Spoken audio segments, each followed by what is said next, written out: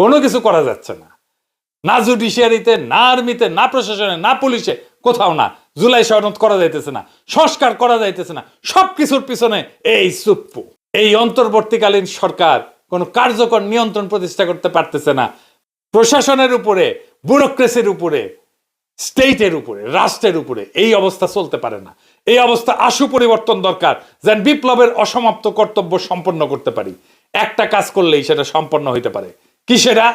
রয় training প্রাপ্ত ইন্ডিয়ার খাস দালাল, হাসিনার পায়ের ধুলি নেওয়া থার্ড ক্লাস বটতলার উকিল, দুবাই মালয়েশিয়ার রেসিডেন্ট এস আলমের সাবেক কর্মচারী চুপ্পুরে পাছায় লাথি দিয়া বঙ্গভবন থেকে বাইর করে দেওয়া।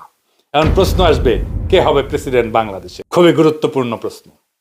এটার উত্তর আমাদের জানা আছে। একজনই আছেন বাংলাদেশের প্রেসিডেন্ট হওয়ার যোগ্য, তিনি বেগম খালেদা জিয়া, যিনি আমাদের ইতিহাসের মহানায়ক, যিনি আমাদের প্রজন্মকে শিখাইছেন মাথা উঁচু করে লড়াই করতে, যিনি বলছিলেন ওদের হাতে গোলামির জিনজির, আমাদের হাতে স্বাধীনতার পতাকা, যিনি দল মতের ঊর্ধ্বে উঠা আজ জাতীয় ঐক্যের প্রতীক হইছেন।